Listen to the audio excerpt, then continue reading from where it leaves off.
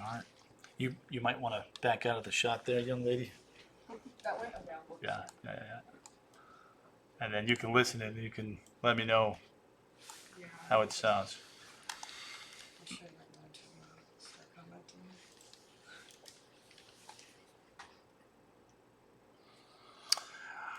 All right, let's try this again. Take two, Facebook Live tonight. Again, we are working on those county by counties for you, Marquise and I. He's working with them pretty feverishly here, and sometimes Facebook does some weird things. Sometimes it's just a connection that needs a reboot, and let's just hope it's that. Sounds like you're talking to Finn. Any Ben? That's the early one. Let's hit refresh. So there it is. There's right now. There's our storm. It is moving in off towards the east northeast or east at about 7 miles an hour. Winds are 85. So yeah, thanks guys. I do appreciate the heads up on that. Not really sure what happened, but a quick, simple reboot appears to have fixed the problem. I do appreciate your patience with that, and just kind of let me know what's going on. Anyway, we are going to get to all of those county by county graphics. I got to get you through the particulars here and just kind of break things down. So if you missed it, 8 p.m. intermediate advisory, east at 7, winds at 85, pressure's down to 981 millibars. And remember, when that pressure drops, that means the winds are going on up. And we are talking about a system that we believe is starting to undergo a more rapid intensification. In fact, you go from tonight through Tuesday, and you go from an 85 mile an hour hurricane to 145. Keep in mind now that Cat 5 is 157 plus. So as you can see right there, we're getting dangerously close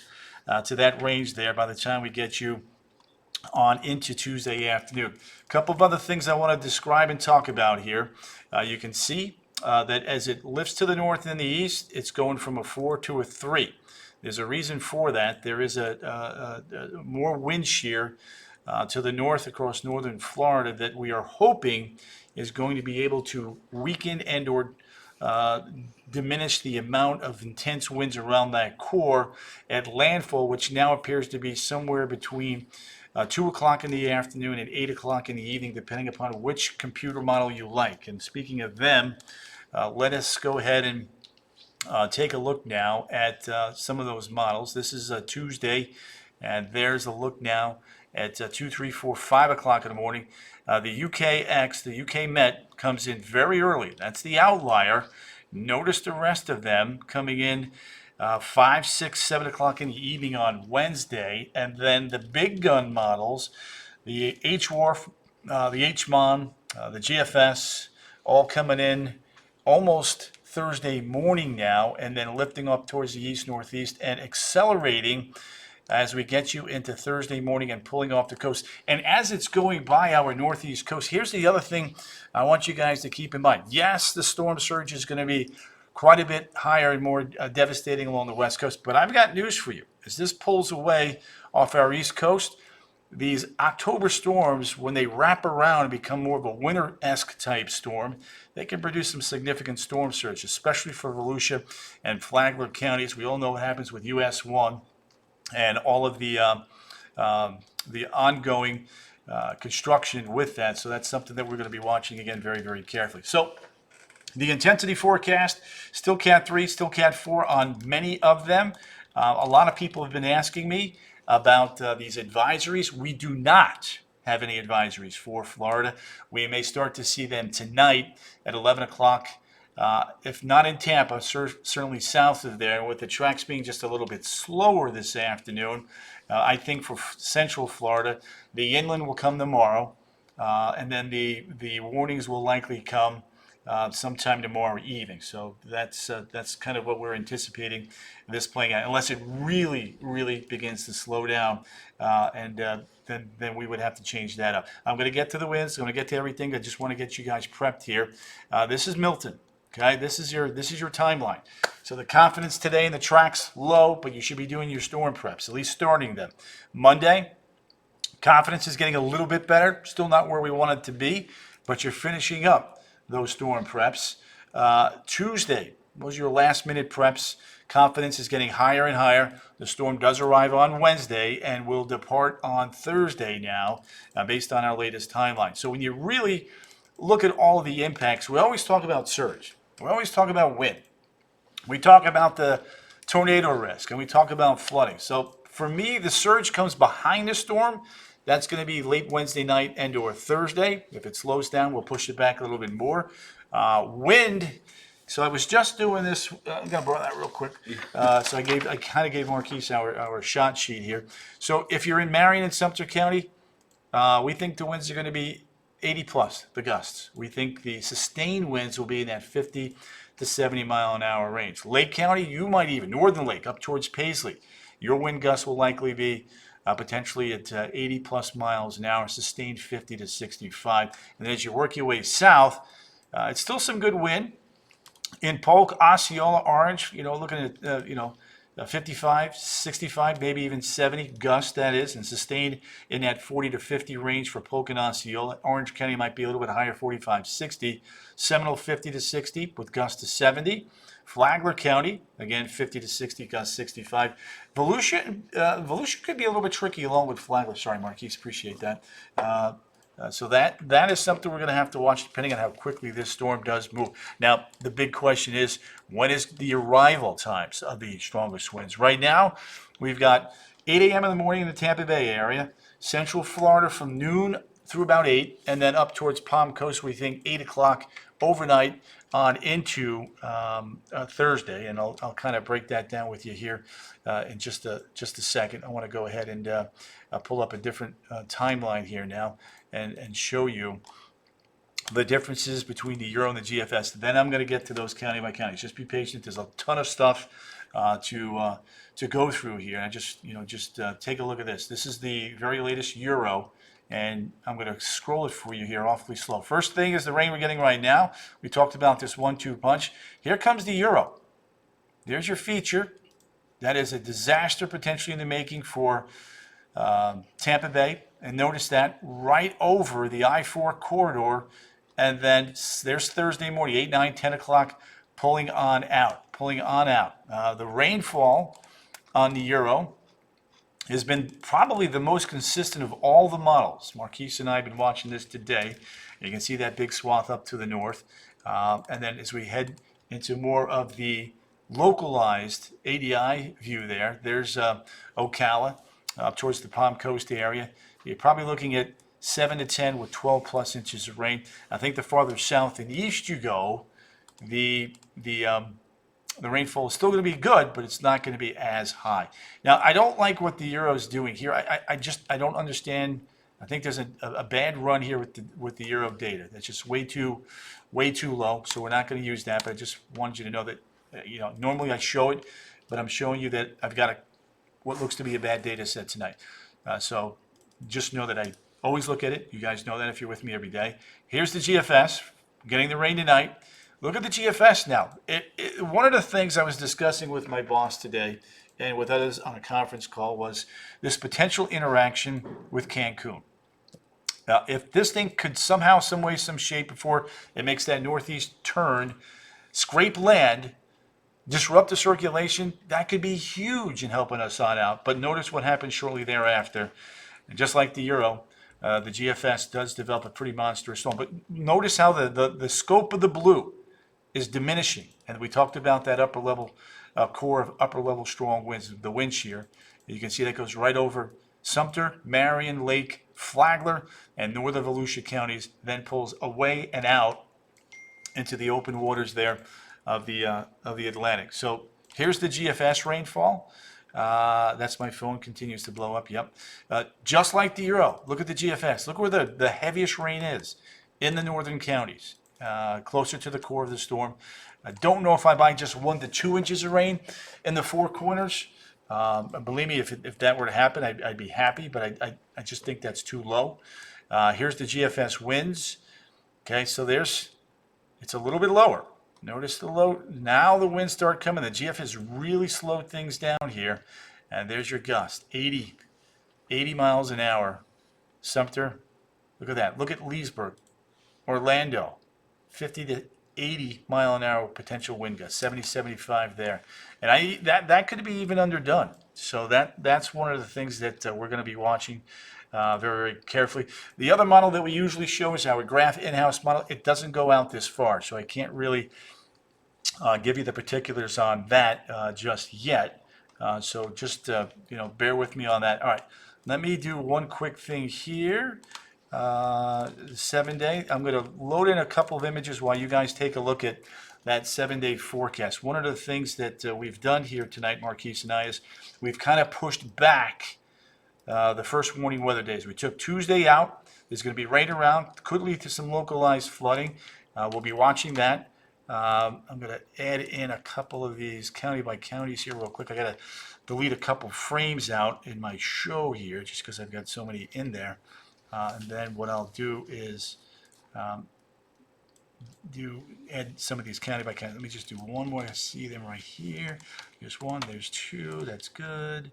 Get rid of you. You can see me do this live on Facebook. So he's been loading me up. They're all set? All right. So I'm going to, now that we've got those done, just give me a second. It's going to pop in. I'm going to load 7 of these in real quick. Just wanted to give him a little bit of time to just kind of get those done, and then you'll see them live here. And then we're going to post these, by the way, on wesh.com. And so if I go through it too quick, or if you get in late and you want to see this, you can always play back the Facebook Live session, or you can direct your family and your friends to, of course, our website.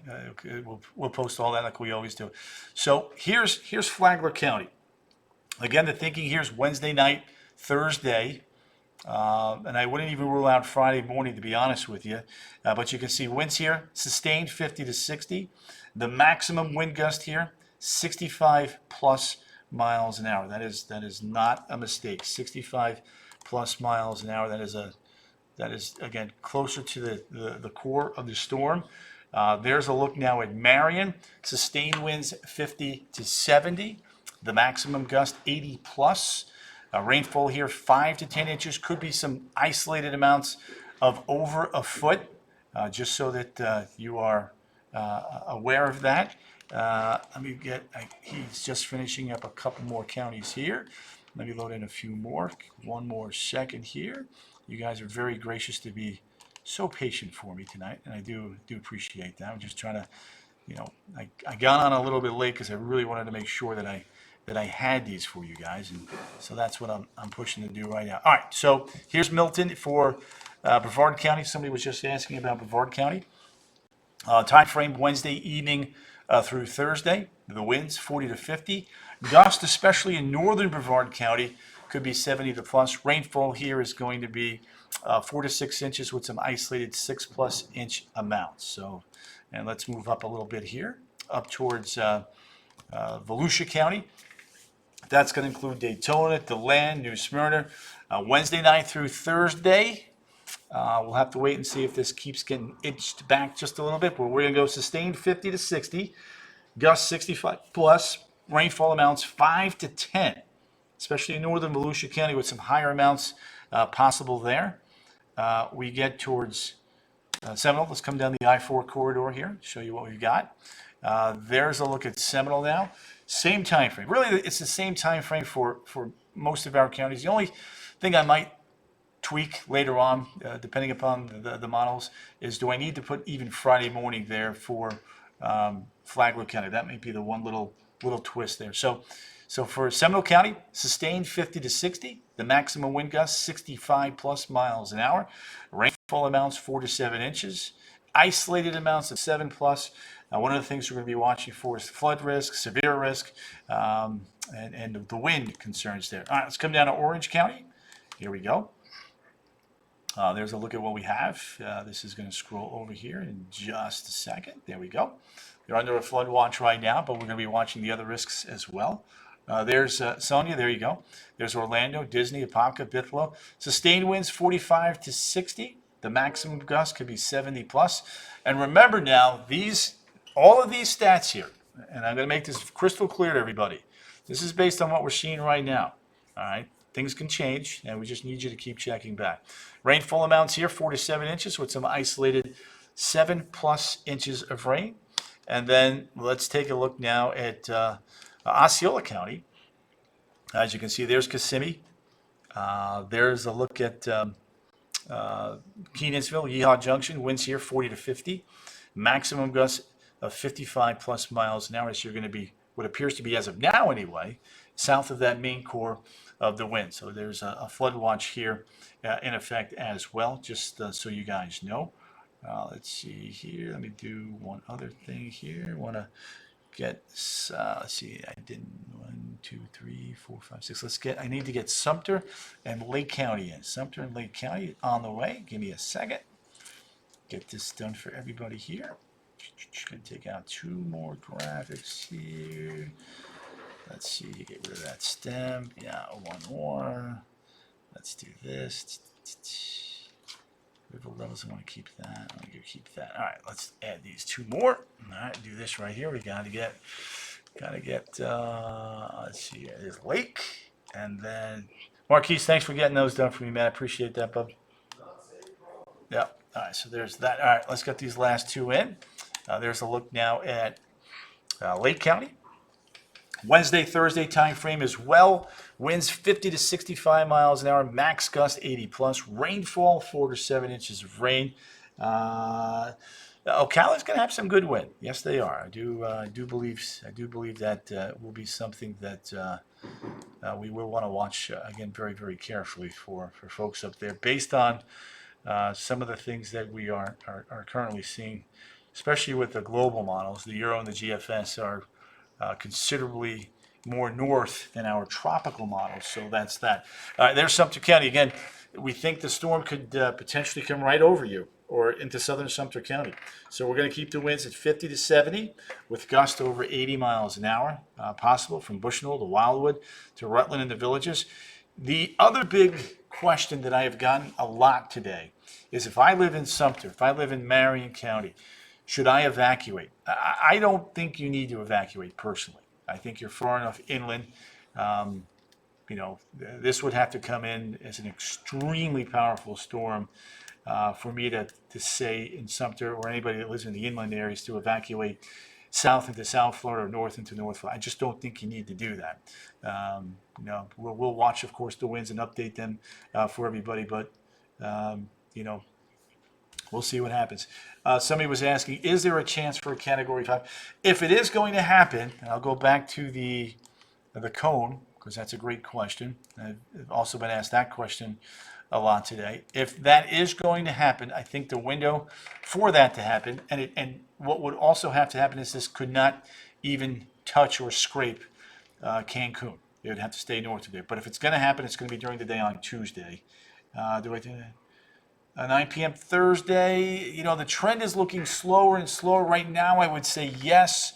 But if I were you, I would do one of 2 things. Instead of risking Thursday, see if you could bump the flight up or push it back. Thursday could be a bit risky.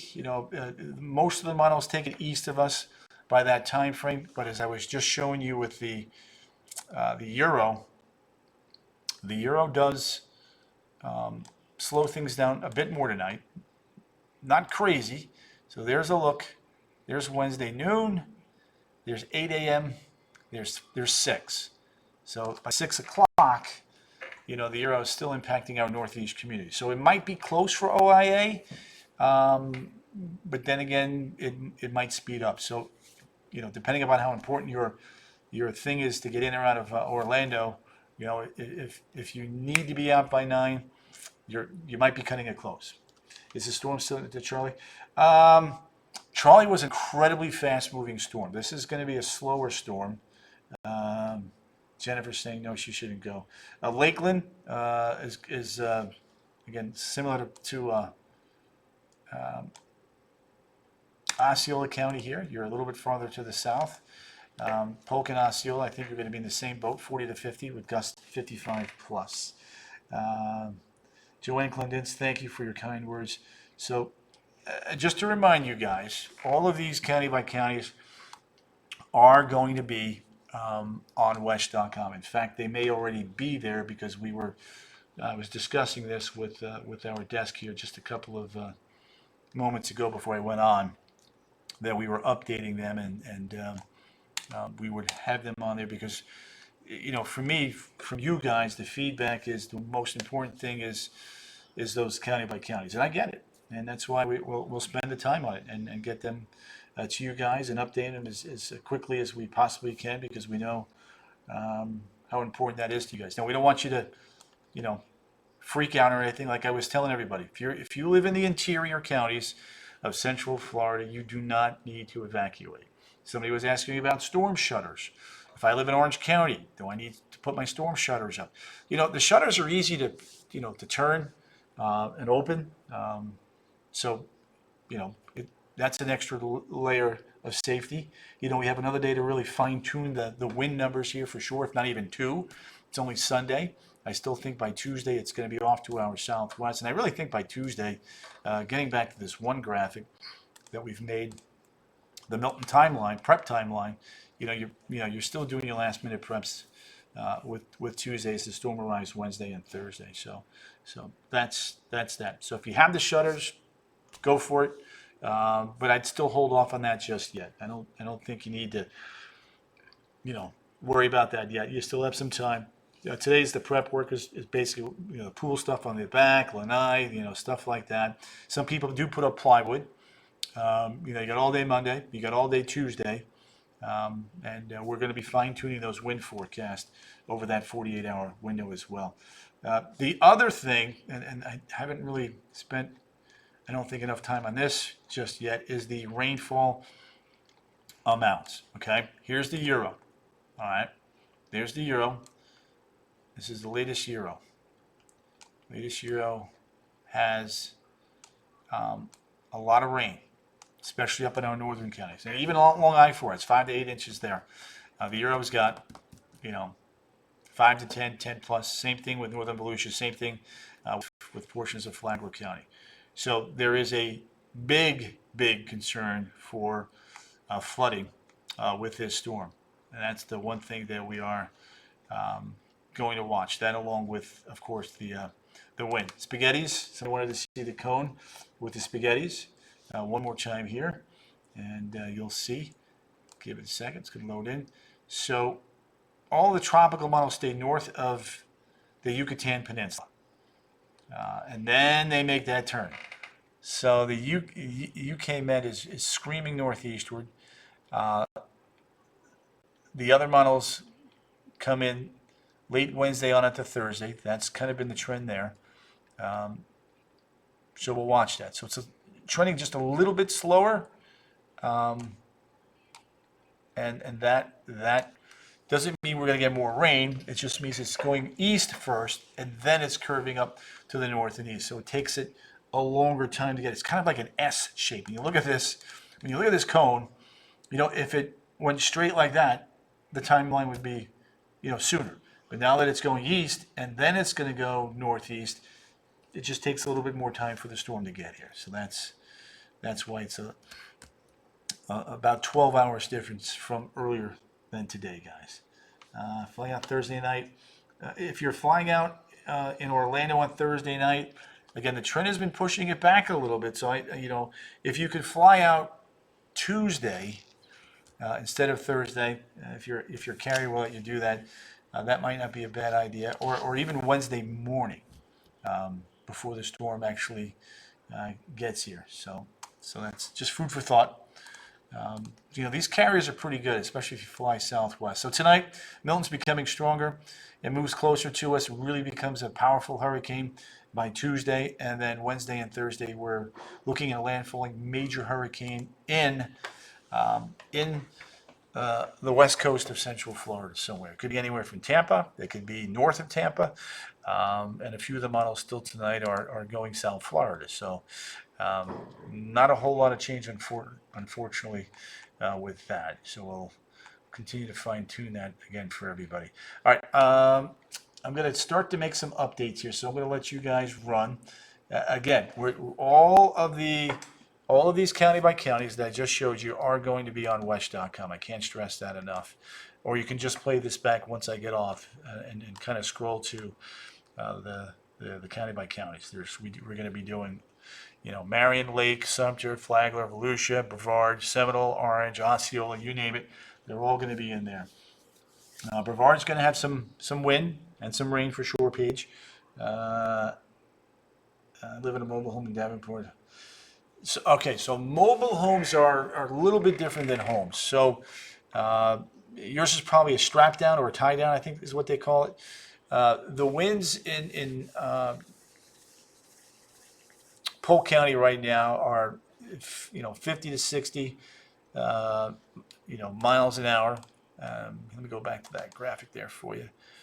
With gusts, 50 to 60 with gust, and 40 to 50 sustained for Polk County. So